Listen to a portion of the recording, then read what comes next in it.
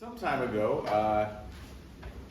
our guest was a student in my class, and now she's not. It's been a while. But 2006. Yes. And as someone who was connected with her on Instagram and also on LinkedIn, I started noticing recently as in like in the last 5 years, the work that she's been doing, and I noticed the kinds of observations and comments she was making about the ways people should respond to contexts of grief or transition. And at some point I thought, I should invite Liesel to campus. And then I thought, I'll tell her that. And so I told her that. And she said, great. And then it was a while. You know, I got busy or distracted or something, right? And then finally I was like, hey, we should do this. So tonight, we're doing this. And so I'm so glad that she is here to talk with us about her work as an empathy consultant, particularly about making meaning after loss. So I'll let Liesel tell you about how she came to this work, and then basically the way it's going to go, she's going to talk, it's going to be interactive, there's going to be some Q&A, and we'll wrap it around 8:15, but she'll hang around after 8:15 for further questions. So it's my pleasure to introduce to you Liesel Mindrebo Mertes.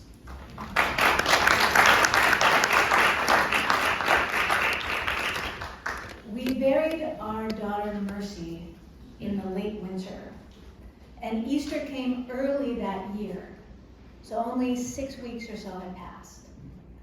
And it just so happened that there was no family to celebrate Easter with. My parents were actually up in Wheaton with my sister, who was still a student here, which meant that we were celebrating Easter by ourselves. I had 2 young children. We were still very much in those thick early stages of grief. And I can remember on that Saturday of Easter weekend, we wanted to do something fun, something to lighten the load. So we had driven up to Indianapolis to the Children's Museum. And if you go to the Children's Museum, you're going to see a lot of children. And especially moms with their young babies strapped to them. It seemed so effortless, almost careless, these babies that they carried, and I couldn't help but think of the child that I so desperately wished that I was holding.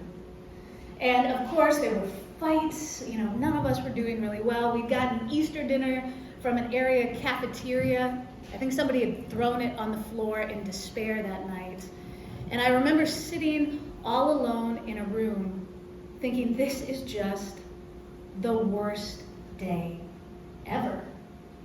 And we have to wake up tomorrow and do it all again in this reality that is so, so hard. And I remember thinking even in that moment that there was a certain congruence to what certain traditions of Christianity call Holy Saturday. I felt like I was in that waiting place that must have felt so profound for those first disciples.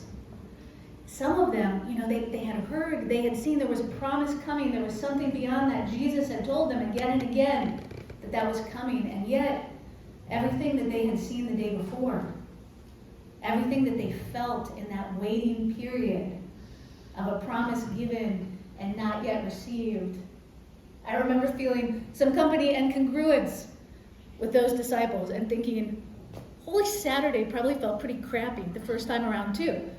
Maybe there is something to that experience.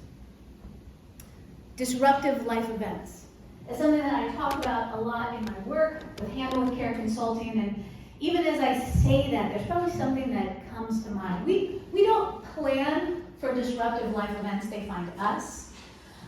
This is me so ours was the first class Facebook came our senior year.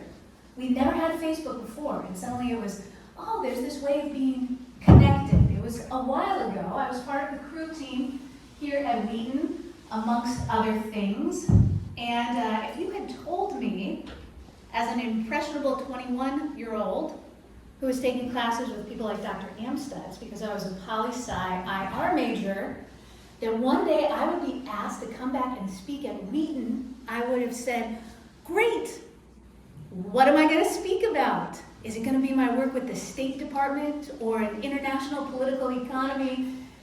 And if you would have leveled with me and said, no, you're going to come back and you're going to talk about loss, I would have felt a little bit sober and said, how am I going to learn about that? Because disruptive life events find us all. And the last couple of years have only accelerated the rate of loss that we all face, even in the more normal rhythms of life. These are my people. This is a little bit of an outdated photo in that the son I'm standing next to is now actually taller than me in 7th grade. My husband Luke is also a Wheaton grad. I founded Handle with Care Consulting as a workplace empathy consultant about 5 years ago, helping people know that empathy and human connection, they're not just personality traits, they're really skill sets that in life and in business we all can and should be growing in. I'm also a podcast host, although it's been a while since we did new episodes, but the Handle with Care and Empathy at Work podcast, especially the first season, it's excellent because my guests are so good. As they talk about disruptive life events, a child's death by suicide, their journey with alcoholism. It's not light listening, but it's so helpful because so many times in those moments we don't know what to do, we don't know what to say. We do a silent Sam or Samantha, which we'll talk about later, where we move back from it. We always end with some actionable tips to make you a better friend, coworker, or manager. And as we begin even talking about what that messy middle can look like, there's this element that we are meaning-making creatures. We're doing that and looking for that all the time. We do it in our own persons. We certainly do it as a group. And what does it mean in this season of change? That's something we talked about earlier today, change fatigue. How are we making meaning out of the losses that have found us? As we begin to think about that, and I'm going to be talking to you from the dynamics of my own experience and story. Not because it's every person's story, but hopefully in talking to you about the dynamics of my own story, it ushers you into your own story. We all have disruption that comes to mind. And as we think about that, it's going to be a mixture tonight. We're going to talk about some personal practices. We're also going to talk about some things that we can do communally and with each other, hopefully some actionable things that you can take away as we are making meaning as groups. Our internal stories in the midst of all of this have immense power. What film is this shot from? You can call it out. Home Alone. Most of you are probably familiar with this Christmas classic, or maybe you've seen it over the last 25 years on the endless repeat that we have in the holiday season. But in case you haven't seen this film, this is the protagonist, Kevin. And I like this. This is causing problems with our mic. Kevin, at the beginning of the film, is having a really bad night. They are getting ready to go on a big extended family trip, and it seems like everything goes wrong for Kevin. The pizza he wants is not there. Milk is spilled. He has an uncle who levels at him. You know, Kevin, you're just a little jerk. Kevin is feeling very emotionally activated, and when he is sent upstairs to go to sleep in the attic, he looks at his mom and he says, you know, I wish my family would just go away. And she says to him, be careful what you wish for, it just might happen. Kevin goes to sleep, and when he awakens the next morning, not to find his family there, the story that he's telling himself is that he really has made his family disappear. And this is the premise of the whole film that everything else lives out of. If Kevin had been thinking, maybe they left without me, it would be a much different film with just logistics of trying to get in touch. But his internal story that he's living out of has deep power. In a similar way, the stories that we tell ourselves and live out of have tremendous power. Let me tell you about my husband's grandma, June. This is my children's great-grandmother. She actually died last summer. She was a tremendous woman of prayer and presence. And I remember talking with her early on as this pandemic thing was still unfurling. And she told me a story that I hadn't heard before. So June Mertes grew up in Duluth, Minnesota, where the winters are long, brutal, and intense. For point of reference, just this week, the roof of their mall collapsed from so much snow. So it's a very cold place. And she grew up, her deepest joy was ice skating. They would skate down to the rink and they would go all around. And she remembers one winter in particular, the man who tended the fires was coughing. And this portended something that swept all through the city of Duluth. There was a massive tuberculosis outbreak that killed just dozens and dozens of children. And June was 16 years old at the time. She is taken to a sanatorium. She stays in that sanatorium for 2 years, from when she was 16 to when she was 18. For the first 6 months, she was not allowed to get up out of bed. Side note, this ended up being a misdiagnosis. They found out later they had seen in the scans of her chest that she had scarring, so they thought it was tuberculosis. It was actually from a previous case of meningitis. So looking back, she had 2 years of her life spent in the sanatorium. So I'm listening to this story, and a couple of things come to mind. One, we're not the first people to have gone through something hard like this. And I'm struck, especially as my children are close to that age, and I say to her, Grandma June, oh my God, what was that like for you? And June pauses, and she says, you know what? I was one of 9 children. She said, I never got anything new in my life. She goes, and I remember when I arrived, the first thing they did was give me a new pair of pajamas. I will never forget that new pair of pajamas. And she goes, and especially those first 6 months as I was lying in bed, she said the only thing that would keep my mind occupied was the Christian radio station. She goes, I never learned how to pray until I listened to that radio station, and it served me well the rest of my life. Now, it's not that Grandma June had forgotten the toll, the element of feeling so deeply alone of those 2 years. There's this whitewashing that sometimes we can do with age, like, oh, the glory days, there was no problem. It was not that kind of a pivot. It was a pivot of what meaning she had chosen to carry forward from what that time had meant. The power of the Holy Spirit is the power of community, of Jesus speaking into it, and so it's even just worth considering. This isn't something that suddenly changes overnight. But to ask yourself, even that phrase, disruptive life events, the things that we've all faced, what are the meanings that we're pulling out? And we'll go more deeply into that as we continue on. This verse was actually sent to me in an email. I have a friend here from Wheaton who every year, we weren't even that close. She was one of my coxswains. Not even my coxswain, but the smaller in stature person who directs a cruise shell. But every year she reaches out to me on the anniversary of her daughter's death. And this year she passed along this passage from Romans 5. Not only that, but we rejoice in our sufferings, knowing that suffering produces endurance. Endurance produces character, and character produces hope. And hope does not put us to shame, because God's love has been poured into our hearts through the Holy Spirit, who has been given to us. The story doesn't always, it can go this way. In the intervention of the Holy Spirit in turning these places of hurt and of loss over, we'll talk more about that, but we've also known people who the story has looked different, right? Suffering has not produced endurance.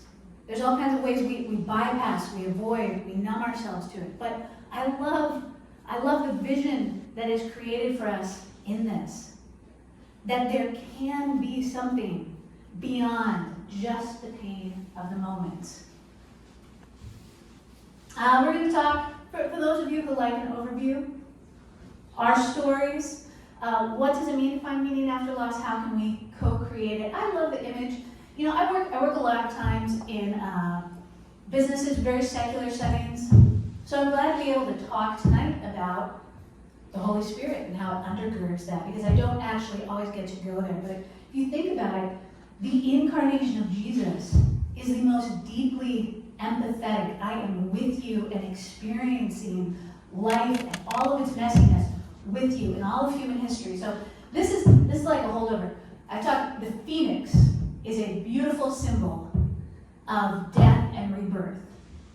But the phoenix is just an echo of what the cross shows for us, what we look at all the time, the fact that it is not wasted and there is something beyond. In my story, grief smells like soggy cabbage leaves. Let me unpack that a little bit more. So I was in my first year of an MBA program. I had 2 young children at home. We knew at the 20-week scan that our daughter Mercy, all was not well with her. She had a condition called a neural tube defect. If it's lower on the spinal column, it's spina bifida. If it's higher, it's a condition called anencephaly, which is always terminal. But where Mercy's manifestation came was in the realm of uncertainty. We didn't know. Would this be something that you could operate on with mild impairment? Would this be something that would definitely be terminal? We were meeting with hospice care and neurosurgeons and the NICU people. There's a lot to try to even hold in your spirit. But as I delivered her, they said to us, you know, any intervention is going to be doing things to her and not for her. She can't breathe on her own. Her spinal column is hollow. And so here I was, you know, I had delivered this baby. My body at a somatic level was ready to care for this child. And she was not going to live. Ancient wisdom, cabbage leaves. I hope you never find yourself in this situation. But if you are ready to produce milk for a baby who's not, you know, taking it, you can use cabbage leaves to help stop that flow and help ease the pain. And so I remember 2 things. I remember, one, having to go to motherhood maternity. And for anyone who has been close to someone who has been pregnant, you deliver a baby and you still look somewhat pregnant. So I'm going to this maternity store looking for a black dress to wear to my child's funeral that is coming in 24 hours. And, you know, the store clerk is, of course, so nice and accommodating. And when are you delivering? And do you know what it is? Because I still kind of look pregnant. And I just have no bandwidth to talk to this person, you know, just bypassing it entirely. And I have these soggy cabbage leaves, all of those early days of being in the hospital and the funeral and trying on dresses has this dynamic of literally soggy leaves that are there in it. Grief smelled and tasted like that in my story. And even as we talk a little bit later on and how we come alongside people, how we need community, I remember this really silent ministry to me. People will ask, what can I do to help? You know, that's something, side note, this is something I say. Better than saying, what can I do to help? How many of you have said, what can I do to help? And nobody takes you up on it later, right? It feels good to say it. It feels like the right thing to say. And then nobody ever circles back. And you think, well, I said, what can I do to help? And you never. Much better to offer something specific and let someone take you up on it or not. Here's some low-hanging fruit if you're wondering what specific things sound like. People need to continue to eat, even when hard things are going on. I'm getting DoorDash tonight. Can I send something your way? I'm making a Costco run. What can I pick up for you? If people have small children, watching their kids can be huge, but offering something specific and then letting someone take you up on it or not is a great way to actually be able to help someone. So there's a family friend who knew that this was happening. She goes, can I keep bringing you cabbage?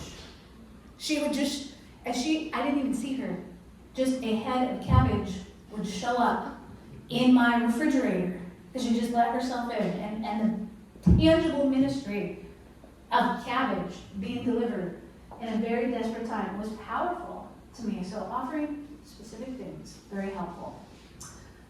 This is a picture of our daughter Mercy.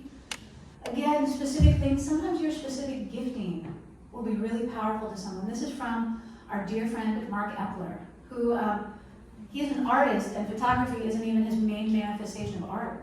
But as this was all coming, he said, I bet you're really going to want some pictures. And every year, as these photos are up around my house, I think, I'm so glad that Mark came in and knew his gifting and wanted to extend that to us. I treasure just every year being able to look and be reminded, thinking of the particular ways that you can help. There's a guest on the podcast. She was talking about her husband's traumatic brain injury that set him back for years. She said, I had no idea how to do the complexity of my taxes. That was something that he had always done, and there were all of these things. She said, we had a friend who was a CPA who said, let me just help you do your taxes. She had another friend who was in medical billing, just to be able to offer those things. Offering something specific is really powerful. As we think about the meaning that, again, can emerge from loss, there's a fantastic book. Has anyone here read Braiding Sweetgrass? Yes, a few people. You can put it on your list. It's very good. It's recommended.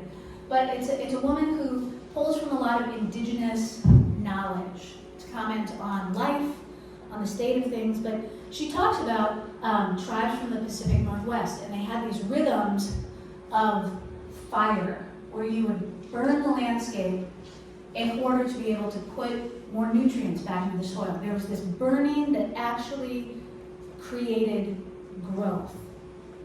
And it seems so counterintuitive, right? How can destruction actually seed growth? And you don't have to just hear it from braiding sweetgrass, right? It's all throughout Scripture. And the language, it's almost, if you've been in church cultures, like you've probably heard it enough that the absurdity has been drained out of it. But passages like, He will bring beauty from ashes. You know, actually, how that's supposed to strike you as, that seems ridiculous. Like, how can anything worthwhile come from what has been broken down? And yet, it is at the core of our hope and our identity, and it's not something that we have to do ourselves. We actually have an advocate and a helper who helps us and also empowers us to be deliverers of that hope to one another as we think about how we make meaning out of loss. But let's acknowledge, even as we talk about that there is the potential for growth, that suffering can produce endurance. Hard times are just hard. And sometimes there's almost a spiritual bypassing, especially depending on what manifestation of Christianity you've come out of. It's almost like a badge of honor. It's all God's will. I'm just thankful, And you think, well, it's really hard right now, isn't it? My grandfather, who is a wonderful man, but you'd ask him how he was doing every day, and he would say, just right. Praise Jesus, I'm just right. And I thought, Papu, come on, are you always just right every day? And again, some personalities are more wired this way, but you need to be in touch. Like, Scripture doesn't demand this of us. Scripture doesn't say that you just always have to be happy all the time. I mean, the language even of the Psalms.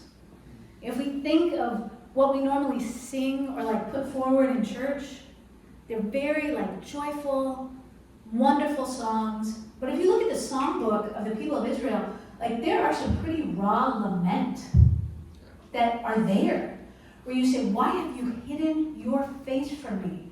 Why do the wicked prosper? Will you never come to me again? Not only in theology, but also psychology, we learn more and more that what we resist persists.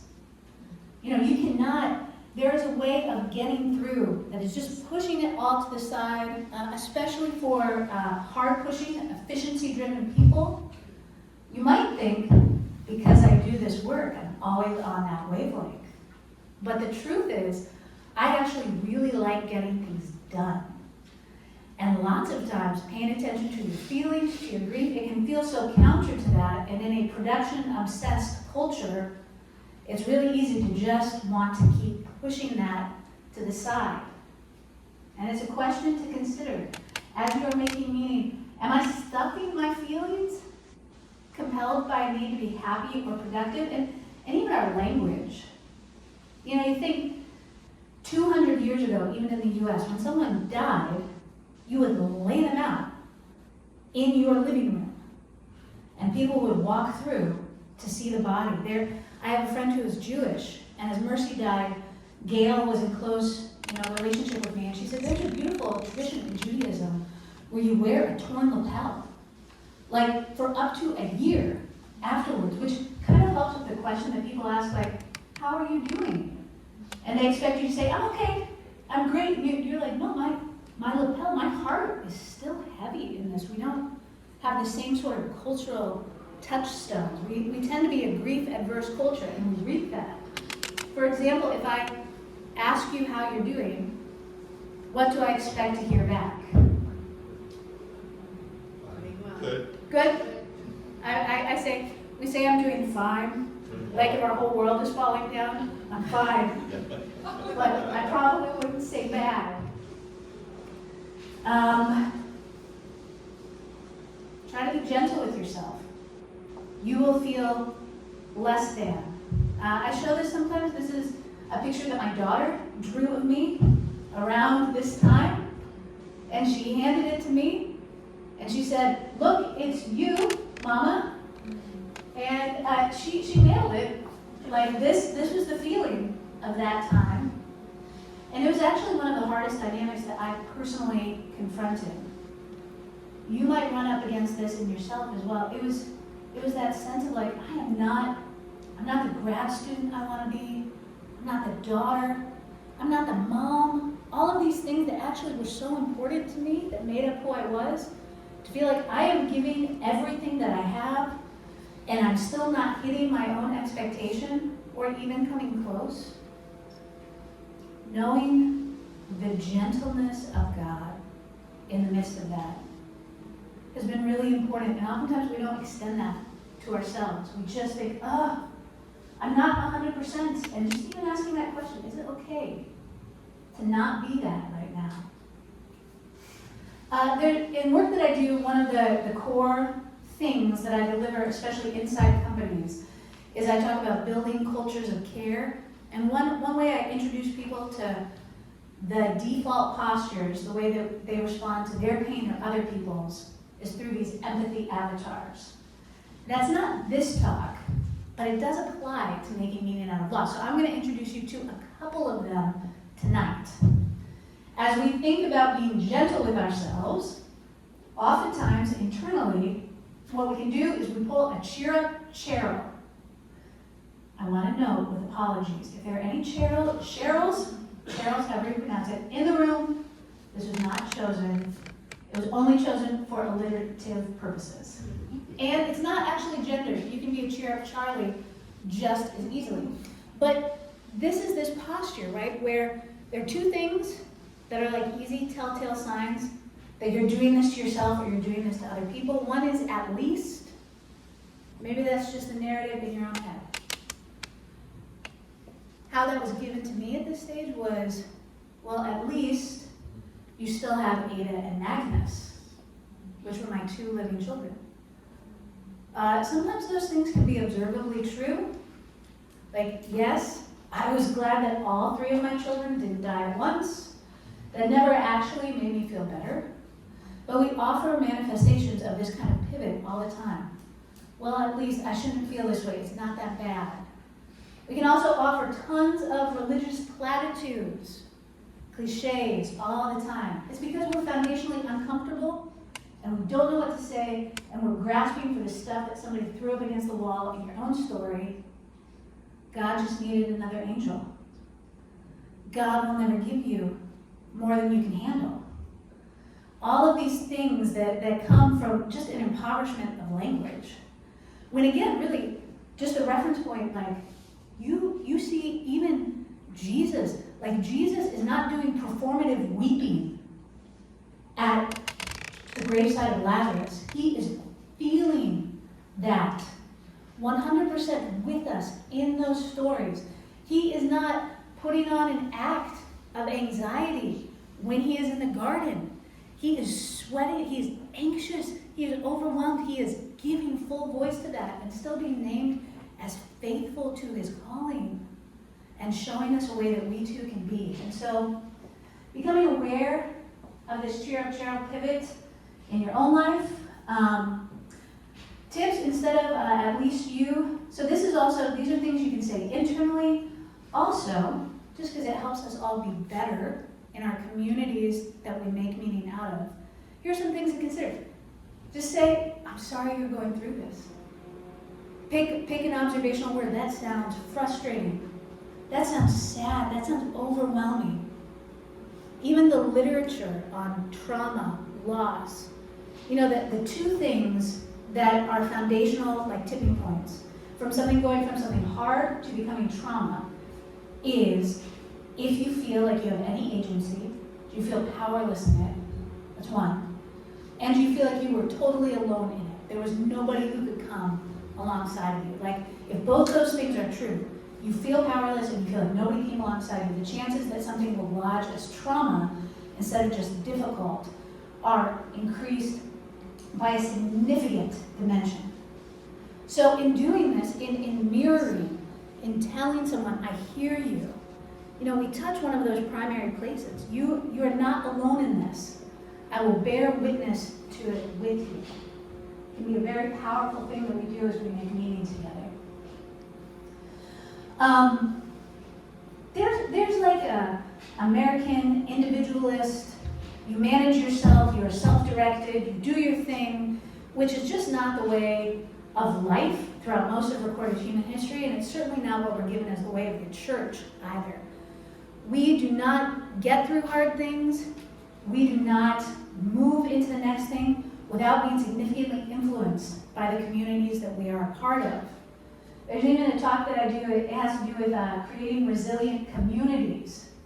There's a way that we talk about resilience, which can really land as such an individualist, you know, pull yourself up by your bootstraps, that especially if you are from a classically disadvantaged group, you know that that's just hogwash. It doesn't work that way. The question is, how are we resilient in our communities? How do we create a place where fortitude and resilience can flourish? So in the midst of this, your support system matters. Who do you have around you? This is why people who are recovering from addiction are really, like, they're told, look at who you're spending time with. You have to remove yourself from these situations that keep pulling you into these behaviors. We get that on the negative side. Also, on the positive side, the communities that we are a part of matter. Even here in this room, you know, as I am at Wheaton, there were so many people who mattered in my story. It doesn't have to be fancy. It can be a text, I am thinking of you. I know this is a hard day.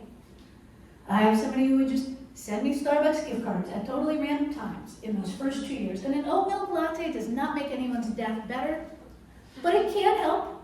It can help on a sad Saturday. You know, it's acknowledging and moving towards. There are all kinds of creative ways that you can do that. This is a picture, we'll note a little bit later on. My youngest, Moses, has had to have a couple of open heart surgeries. These are all the people who came just to sit with us in the waiting room. Literally in the waiting room. You are not doing anything in being in the waiting room with people. And they were great. Sometimes they were showing funny YouTube videos that day about people getting their man buns snipped off unexpectedly. I think they were staged, but they were funny nonetheless. Sometimes they were just quiet. Sometimes they're just being present. And May Babawe brought city barbecue brisket because she knew it was going to be a long day. All of these people that showed up and creatively thought, how can I be a part of this matrix of care? And sometimes in our showing up, we don't even realize the blessing that can overflow out of it. So May brings brisket. Amen. Yeah, because brisket helps when it's hard. You tuck that one away. Brisket helps. And you know what? The surgeons, 2 surgeons came out, and they actually, it was such a long surgery. It was like a 7-hour open heart procedure. But they worked entirely through lunch. So they're giving us the post-surgery news, showing us images, things like that. And one of them smells and goes, "Do you smell that? What is that? That smells so good." And we go, "Oh, that's our brisket. Can we offer you brisket?" And they go, "Oh, we haven't eaten since 6 this morning. Yes, we love brisket." And even that overflow, there are times where we come in our impoverishment, where we think, "I don't even have that much. I've got loaves and fish. How is this? This isn't going to move the needle at all," but we offer it. And in God's economy, it overflows, and it doesn't change, it doesn't make hard things suddenly not. But it offers blessing in that moment in a way that can be profound. Another thing, this was Mohawks for Moses.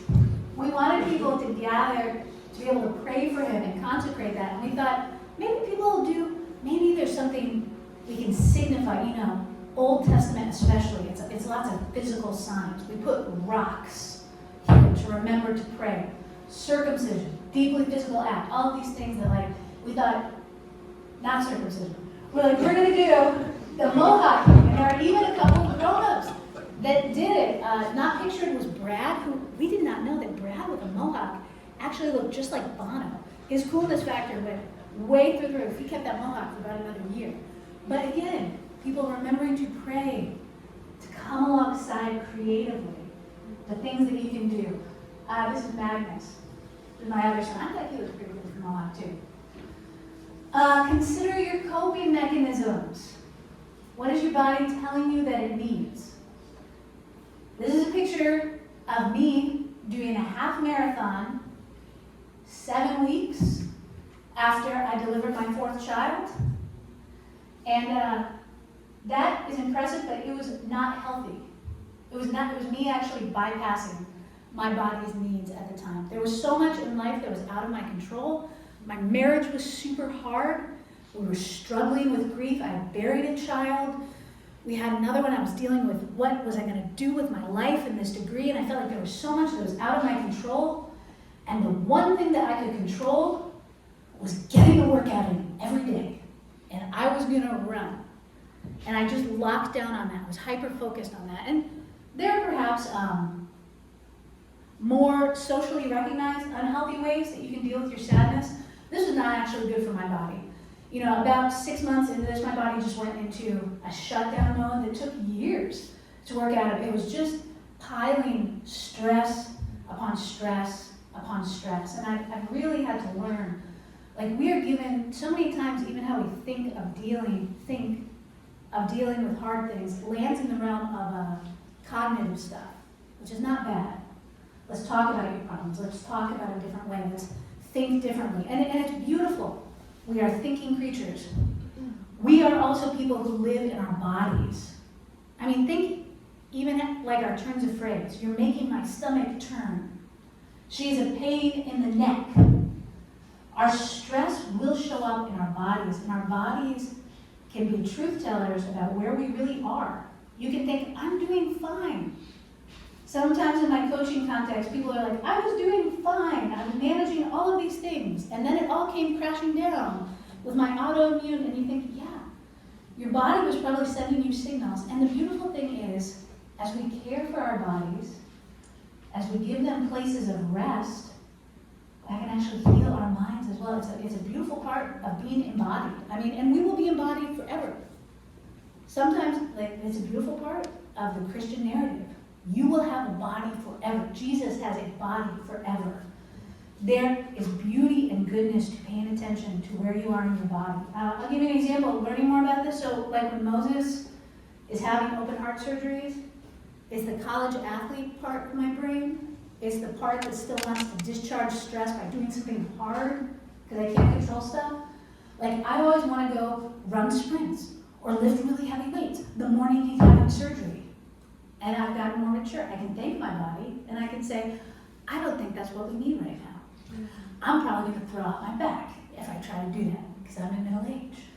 So instead I think, what are things I can do to convey calm and God's presence in prayer? Maybe I'm going to go for a walk instead of running wind sprints.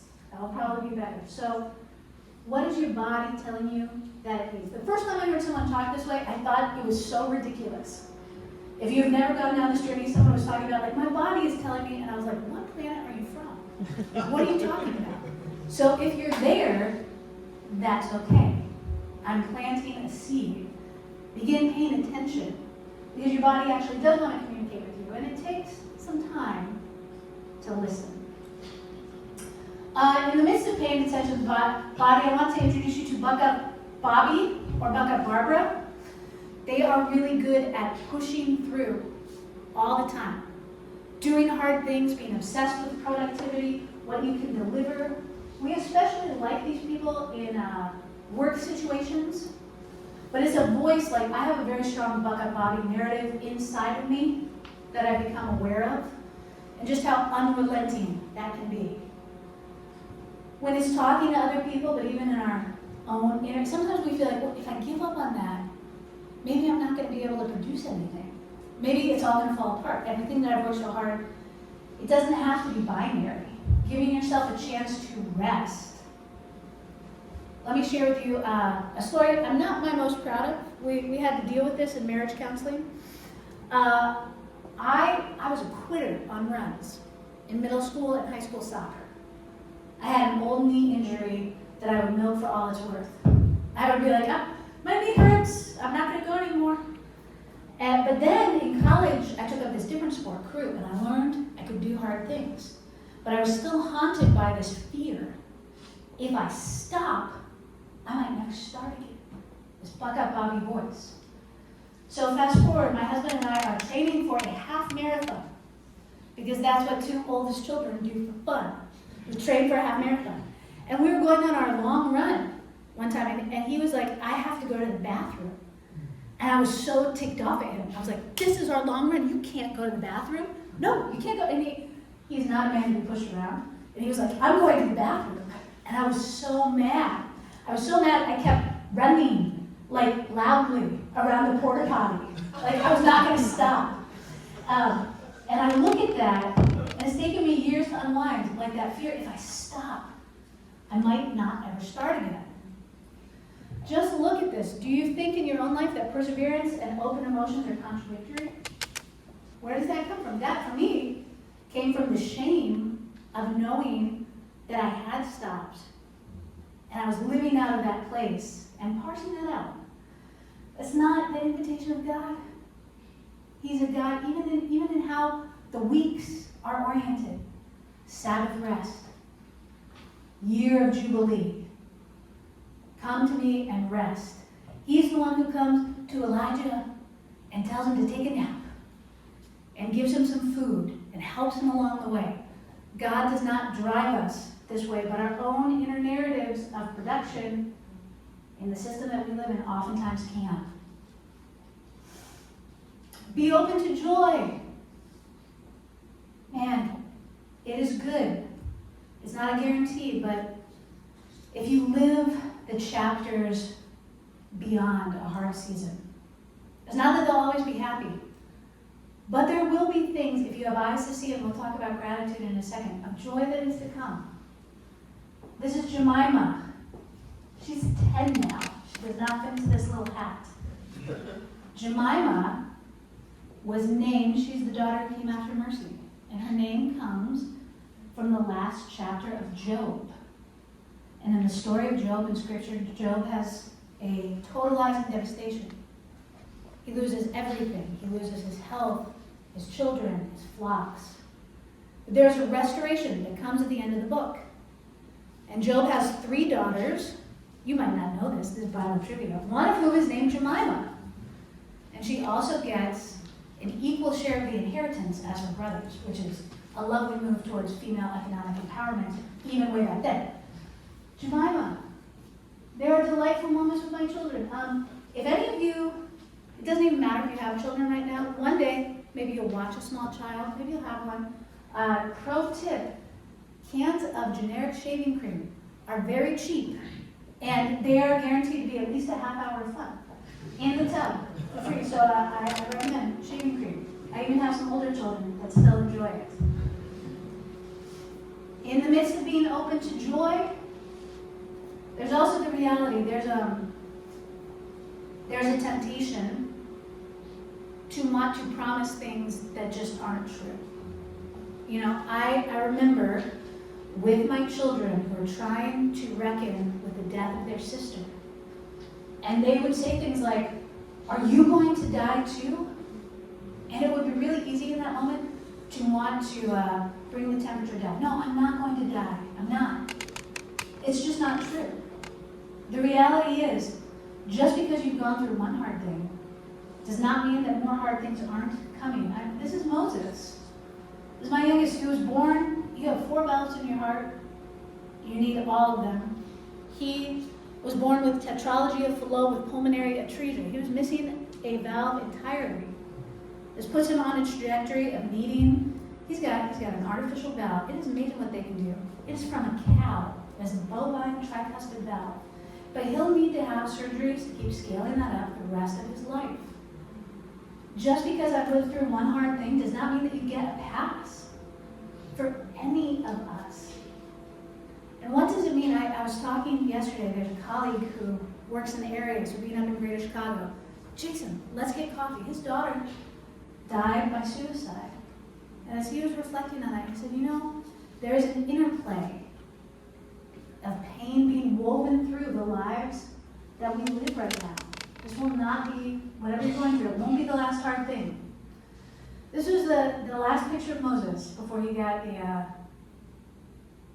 they crack your sternum open and you forever have a scar afterwards. And it's that sense. Life will mark us. It will mark those that we love. And there's goodness that can come in the midst of that.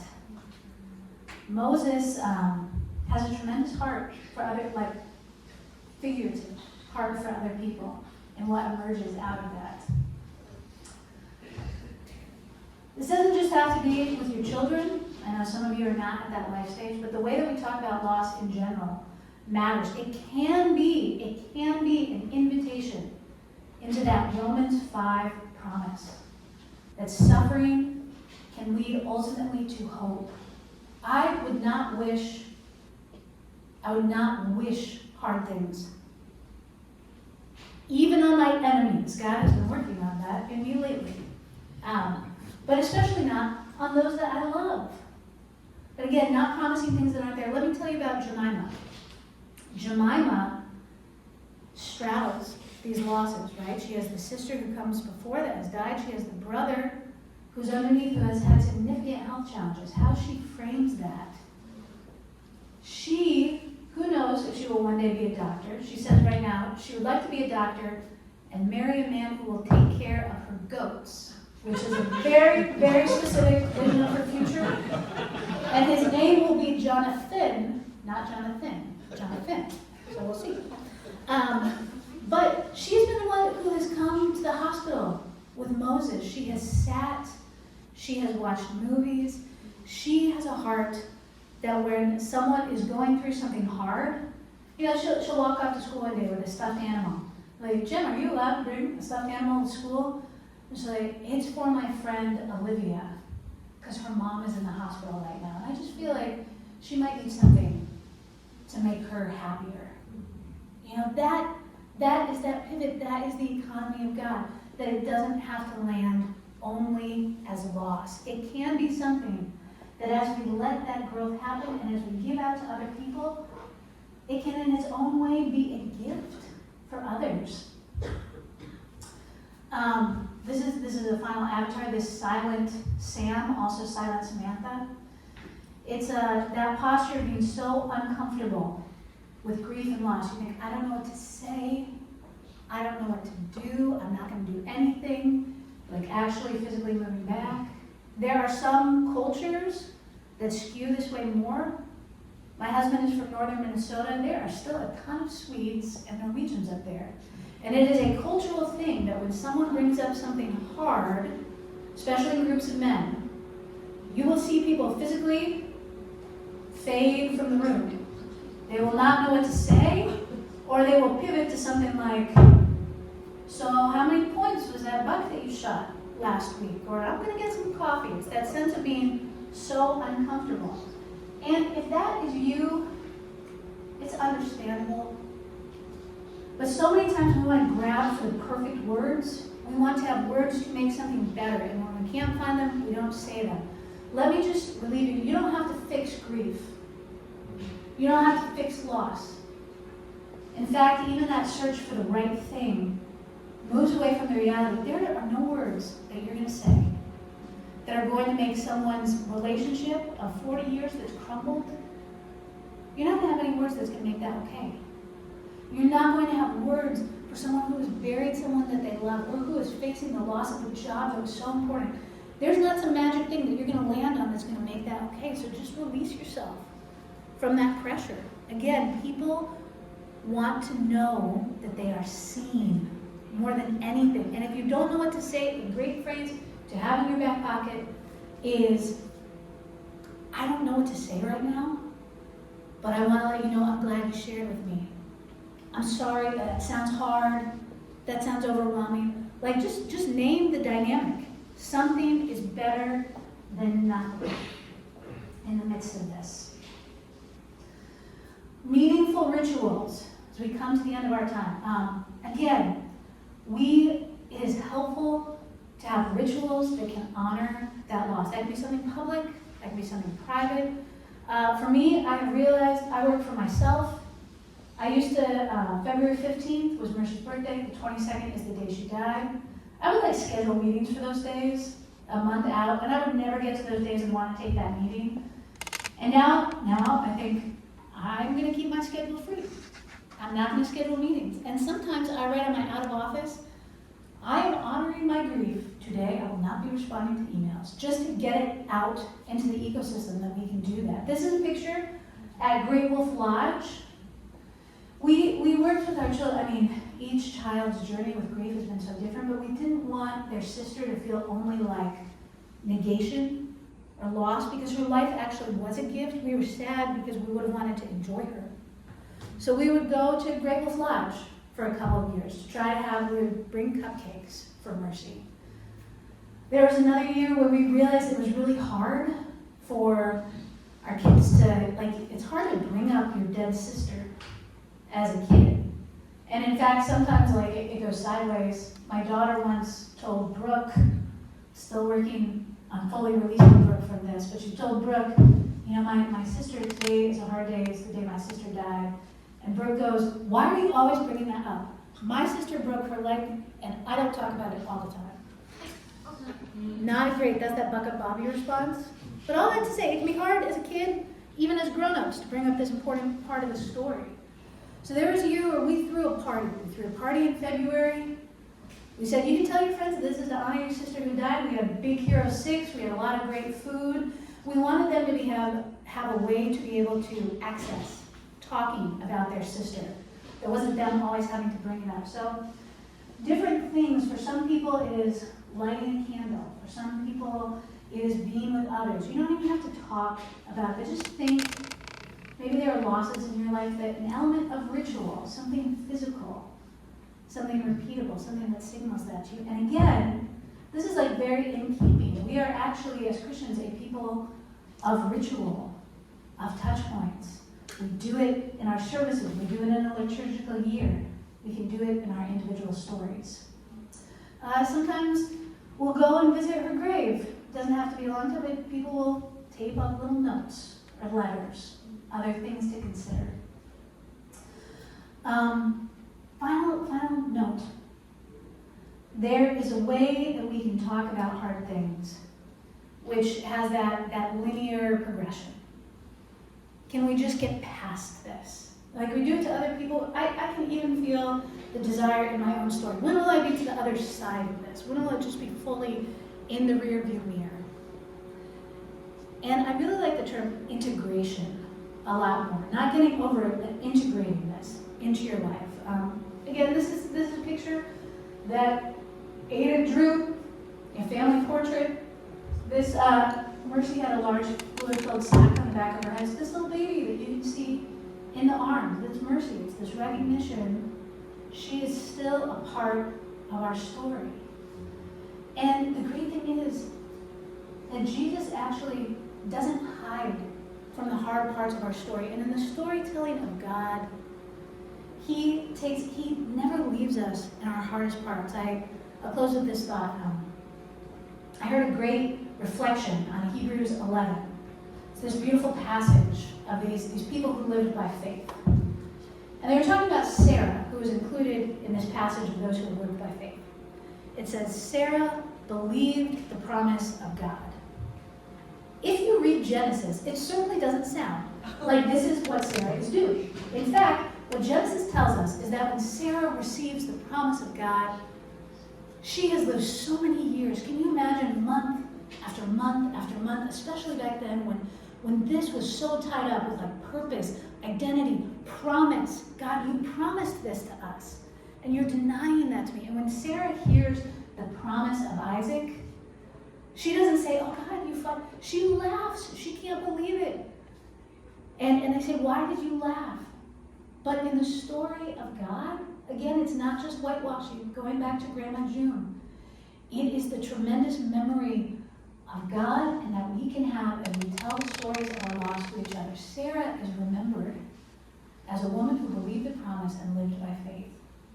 So wherever you are, in the midst of your own story, it might still be emerging, you might still be in medias res, in the middle of the action.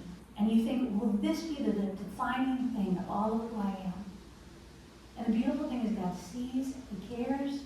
We as community, hopefully, as we get better and healthier and more attuned with the Spirit, can also see and care. And that God names us beyond those moments and helps us integrate the story of all things becoming new. We're at 8:02. I said in a previous session, we lived in Nairobi for a year. There was a beautiful turn of phrase.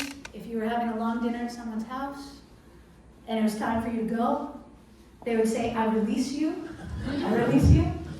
So no, if any of you need to be released, you are released. But also, what questions